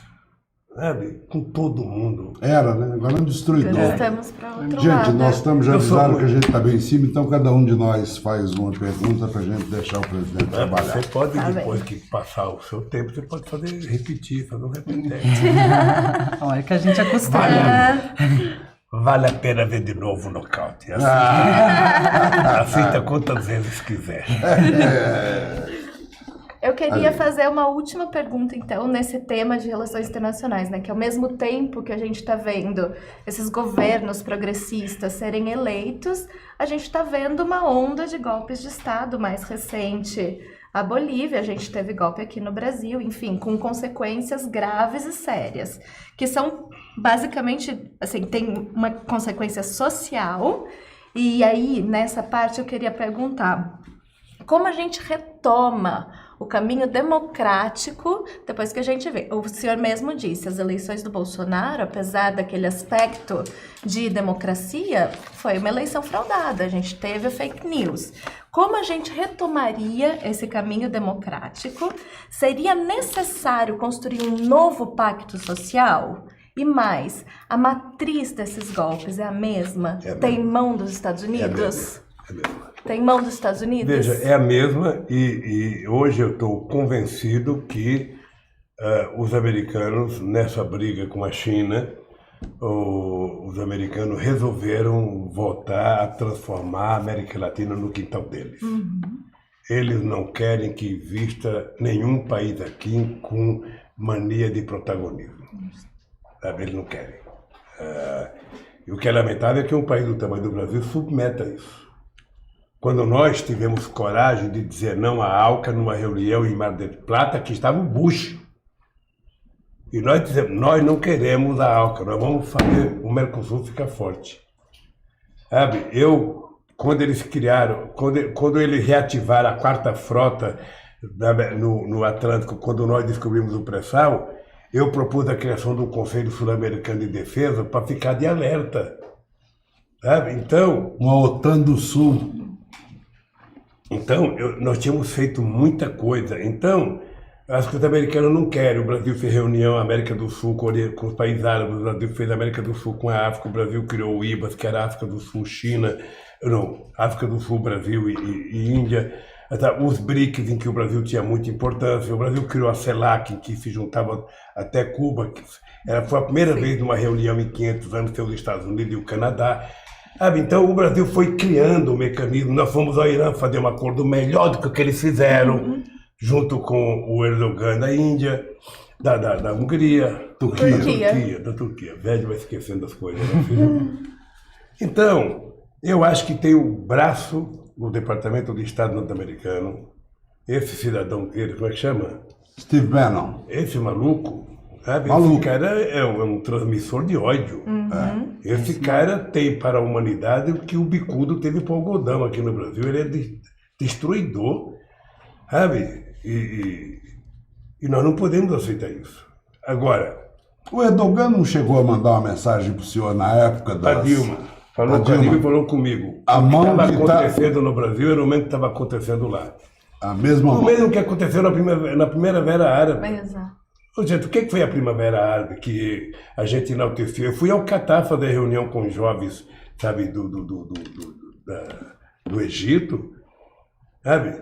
Ninguém faz uma meia revolução apenas por participação e dignidade. A verdade é o seguinte, tiraram o Mubarak, que era um fascista, estava a cair mesmo, elegeram o Morsi e 3 meses depois acharam Degolaram ele. que o Morsi não era legal, deram um golpe e colocaram o que lá? 3 militares, estão lá até hoje. Então, eu acho que tem um dedo dos Estados Unidos em todos os golpes aqui. Eu não entendi. Eu conheço o atual presidente do Equador. Ele era amigo do Rafael Correa. O Rafael Correa não queria ele na presidência. O Rafael Correa apoiou outro e perdeu internamente. Então, o Leni, depois de ganhar, fez Meteu a o que faca. fez. Meteu a faca Eu não nas entendi a costas. renúncia do Evo. Eu não quero fazer crítica, porque eu quero primeiro Entendi. deixar, como é que fala? Eu sou de uma Assentar a região, poeira. eu Deixar sou baixar. de uma região em que a gente ia no açude pegar água, você separava lá as fezes de vaca, de cabrita, caramujo, enchia com a caneca o pote, aí você levava para casa e deixava lá, colocava um pano para coar e deixava assentar. Aí ficava dias assentando. Quando assentava, você tirava, tinha mais 1 metro de lama lá embaixo. Então eu tenho que deixar assentar, porque eu não entendi o que aconteceu. Não entendi porque que o Evo renunciou. Não entendi. Sabe? Talvez ele tenha razão, que eu não saiba, sabe? Mas, sabe? Eu não entendi. Então como eu não entendo muito dessas coisas, eu quero me certificar para poder fazer um comentário, sabe? Você veja, o Maduro, sabe? Aguentou o pepino. Como diria o Osmar Santos, a piba na gorduchinha. Pina lá. na gorduchinha e... Eu não sei como é que o Evo, sabe, anuncia Do e... base. Não sei. Sinceramente, eu não sei o que aconteceu nos bastidores. Moraes, pode trazer um café, que aqui no Nocaute a gente pode tomar café mesmo dando entrevista. Mas você pode tudo. Só o senhor pode tudo. Tá bom, só pro senhor. Eu já vi o senhor falando em algumas entrevistas sobre a precarização do trabalho, né? Sobre o que a gente está chamando de uberização do trabalho. A gente tem, né, um índice de desemprego enorme e grande parte, mais de 40%, estão empregados no informal, né? E muitos, assim, através de aplicativos que são exploração. E o pior de tudo é que essas pessoas não se consideram trabalhadores, se consideram empresários, né? Empreendedores. Nano-empreendedor, motorista de Uber. Como que a gente organiza os trabalhadores que não se reconhecem como trabalhadores? Como que a gente faz isso? Como que trata como categoria? Isso é uma categoria? Ana, nós tivemos um período, quando nós fizemos as greves de 78, 79, foi uma coisa muito bonita, porque todo mundo queria ser trabalhador. Professor não queria mais ser chamado de professor, era trabalhador da educação. Médico era trabalhador da saúde. Advogado era trabalhador do direito. Ser trabalhador ficou chique. Agora, as pessoas querem ser empreendedor. Eu sou empreendedor. Sai de bicicleta entregando o Esse iFood. dia tentaram fazer a Santa Dulce dos pobres de empreendedora. Sabe? Obviamente, veja, obviamente que ser peão de fábrica é a única profissão que a gente não escolhe. Sabe? Peão não escolhe profissão, peão pega o que tem.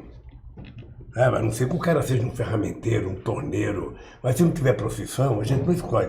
Você escolhe ser artista, você escolhe ser médico, você escolhe ser jornalista, você escolhe ser engenheiro, mas peão de fábrica você não escolhe. Você é porque você é. Você percebe? É o que restou para nós. Então, é legal as pessoas quererem. No meu tempo, quando eu estava dentro da fábrica, o que a gente sonhava? A gente sonhava sair do emprego para ser patrão. A gente queria trabalhar por conta própria. Então, qual era o sonho naquele tempo? Era ter um bar ou um táxi. Olha só. Era o sonho, né, naquele tempo. Aqui, quando você abria um bar, você percebia quanto você era bobo, porque um bar se abria, você levantava às 4h30 da manhã, ficava esperando um freguês para tomar um cafezinho, às vezes não vinha, o bar do vizinho estava lotado, você ficava puto da vida, de repente você percebia que não tinha dado certo. Volta para a fábrica outra vez. Táxi é a mesma coisa, você tem que trabalhar 20 horas, sabe? Se fosse um técnico que você trabalhasse por dono, você tinha que trabalhar 20 horas para pagar gasolina, para pagar a diária do cara, aí o que sobrava para você era nada.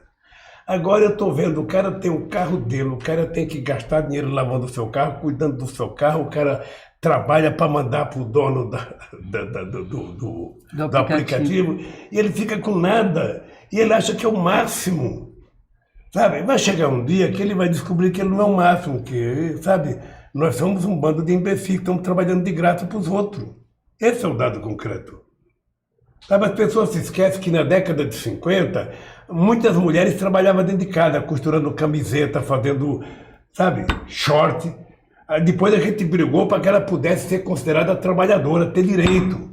Ter direito a acidente de trabalho, ter direito à previdência, tudo. Agora nós estamos voltando a estaca zero. Sabe, nós vamos trabalhar, se você se acidentar no Uber, você não tem direito, sabe, de hospital, você não tem direito à previdência, ou seja, nós voltamos sabe, quase que o tempo da escravidão, porque quando libertaram os escravos, né, o cara estava liberto, mas não tinha casa, não tinha trabalho, não tinha salário, não tinha comida, aí criaram uma coisa legal para os escravos, vagabundo. Aí vem daí a vagabundagem, sabe? Está acontecendo agora, a sociedade está trabalhando, entregando pizza, entregando comida de bicicleta, andando de patinete no centro de São Paulo, sabe? Tem empresa para tudo. Agora, o cara está perdendo a cidadania conquistada nos anos 50, nos anos 60, nos anos 70.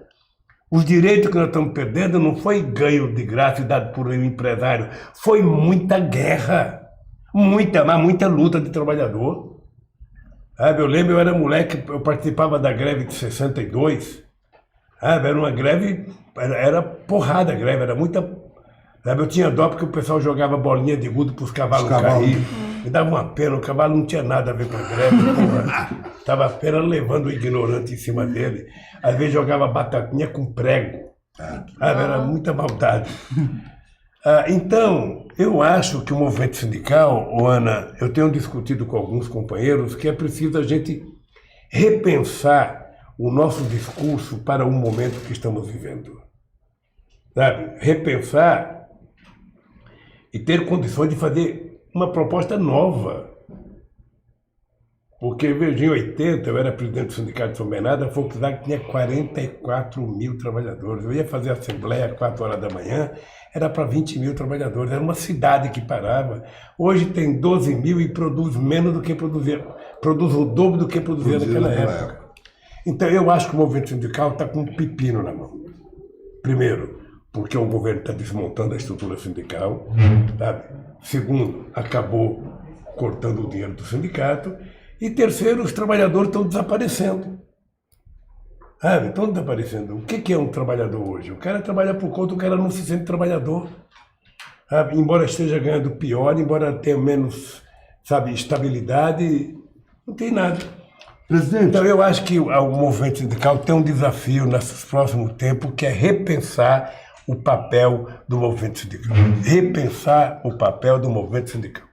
Porque se o sindicato não der resposta, as ONGs vão dar resposta. Porque você está lembrado que nos anos 90, no começo de 2000, na França, as ONGs chegaram a ter mais representatividade que os sindicatos junto aos trabalhadores.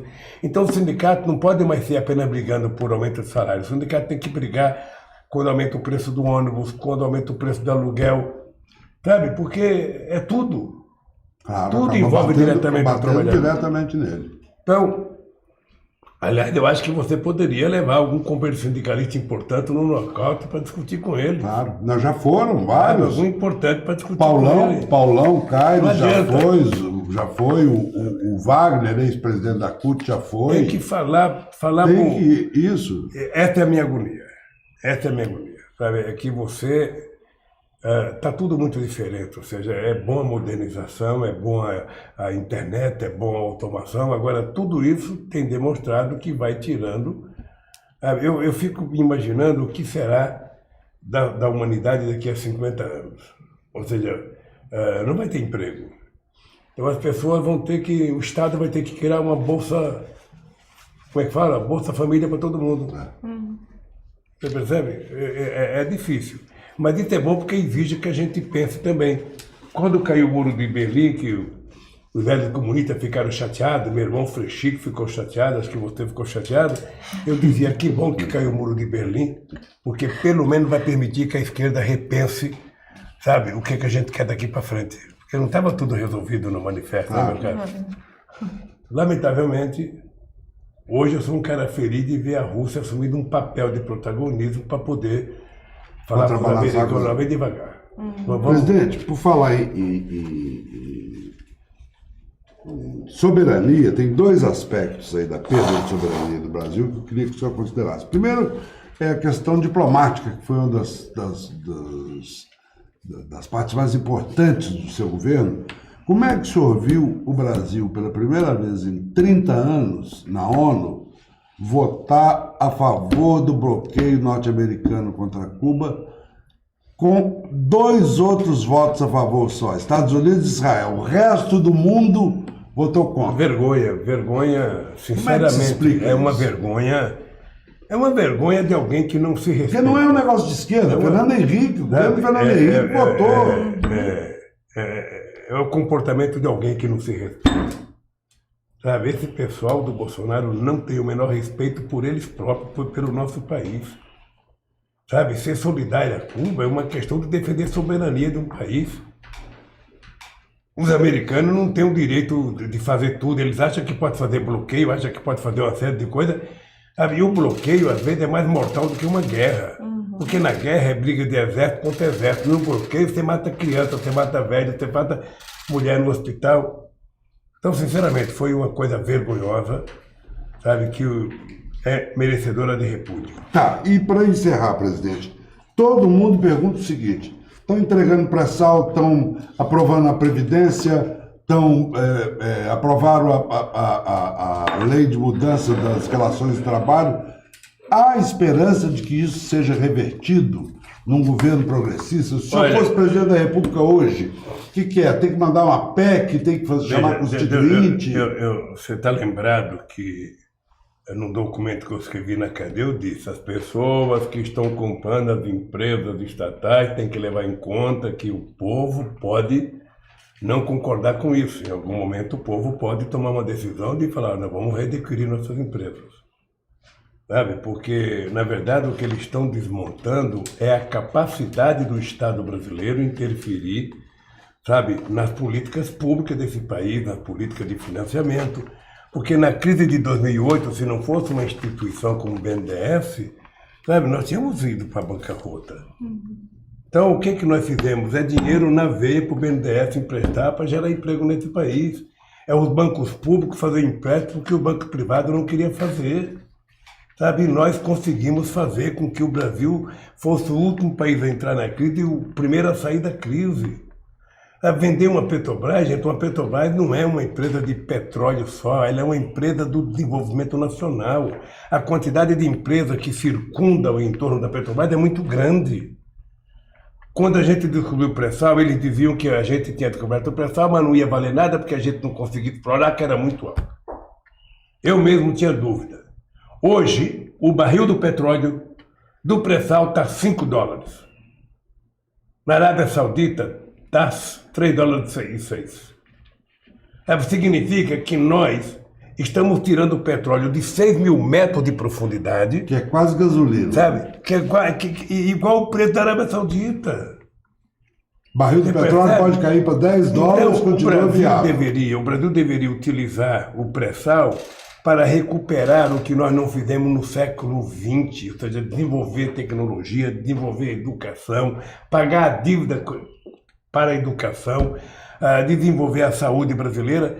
É para isso. Agora o Brasil fazendo o quê? O Brasil está exportando óleo cru e comprando gasolina refinada dos Estados Unidos sem pagar imposto. É uma inversão. Sabe, é por isso que a gente tem decidido fazer refinaria em Pernambuco, fazer refinaria no Maranhão, fazer refinaria no Ceará, para que a gente pudesse ser exportador de derivados. Sabe, então, meu caro, eu acho que vai haver muita briga. Eu tô até achando, falei para o Zé Maria, falei para o pessoal da FUP, do sindicato, que é o seguinte: se você tiver que fazer pressão em cima do deputado, você não tem que fazer pressão do deputado em Brasília. Em Brasília, o deputado não tem medo. Tem que ir na base dele. Tem que ir na rua que ele mora fazer pressão para ele ter medo do eleitorado. Mas o cara mora em Macapá. Ele vai ter medo de uma manifestação em Brasília? Claro que não. E depois, quando a gente vai a Brasília, lá dentro do Senado, a gente fica confinado, a gente nem vê as pessoas. Você passa o dia inteiro lá no Congresso, você não sabe se choveu, se fez sol, se teve... Sabe? Agora, quando é que o político sente? Sabe? Ele viu na porta da minha casa. Eu era presidente da República, então eu ia lá sem teto, acampava, ia lá motoqueiro. Uma vez nós aprovamos uma lei para obrigar a colocar capacete. Eu chego em casa, eu tenho um monte de motoqueiro e dinheiro para comprar o capacete. Sabe? Então tem que ir na porta da casa das autoridades.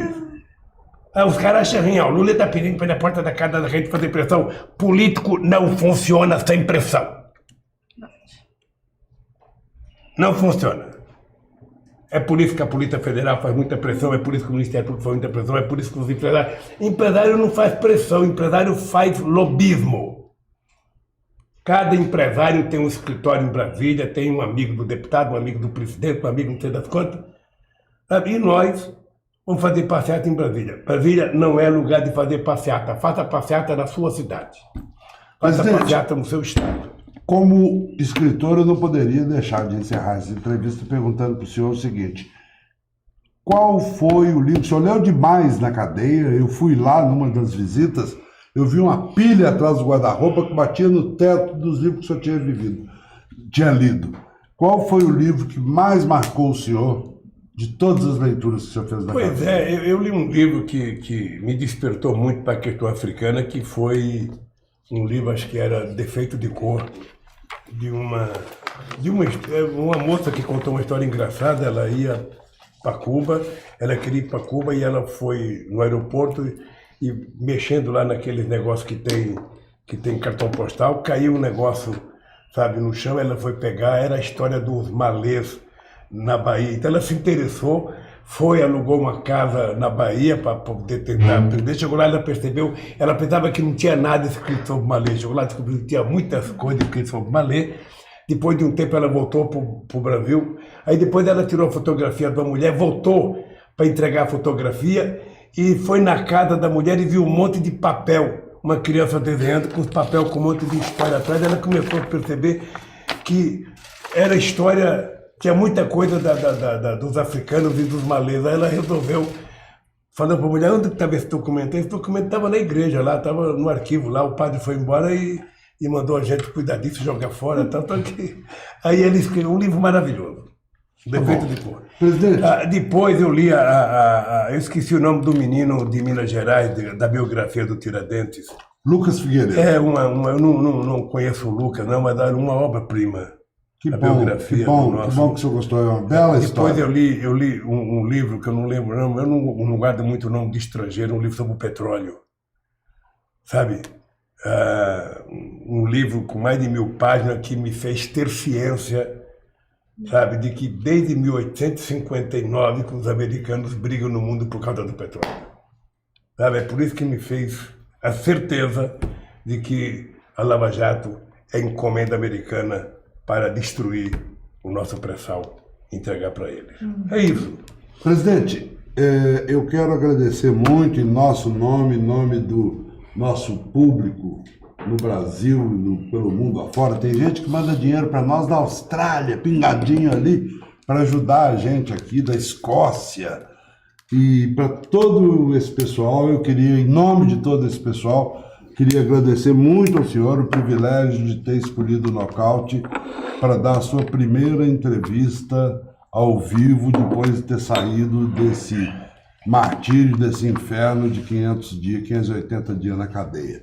E nós resolvemos trazer, para agradecer ao senhor, um presente que foi feito especialmente para o senhor, que é um retrato do Antônio Conselheiro, feito pelo grande Carval, e Assinado? dedicatória, assinado, querido presidente, sempre ao seu lado, aqui seus amigos do Nocaute, e o Clício, que é o artista que imprime.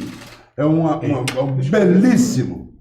belíssimo Antônio Conselheiro. Fernando, dizer por nossos companheiros de outros blogs, ou seja, de que para ninguém ficar preocupado pela entrevista que eu estou dando ao Fernando, porque o Nocaute não pediu entrevista e se pediu não foi autorizado, então, sabe, eu acho que era justo, queria que ele fosse na cadeia me visitar, mas não foi. Deixaram, a juíza não deixou. Então, eu vou acertar com a minha assessoria, eu quero voltar a falar com todos os companheiros. Eu sou muito grato aos blogueiros alternativos, eu acho que vocês, na cadeia, vocês eram minha inspiração, que era através de vocês que eu assistia às notícias, às vezes concordava, às vezes não concordava.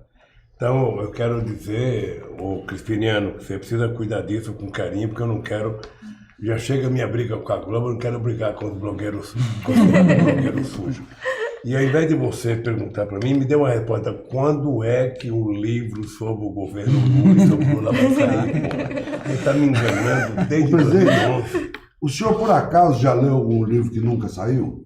Não, né? Vai sair. O primeiro volume está praticamente pronto. Porque também é um horror, né? Porque a história não para. Então eu resolvi parar o livro com a sua libertação. Então, eu saio daqui nesse minuto, pego um táxi, vou me esconder lá no mato onde eu escrevo, para poder me dedicar ao livro. Tá bom? Ó, você está falando, eu estou aqui. Está ao vivo, tem testemunhas. Testemunhas, milhares de testemunhas.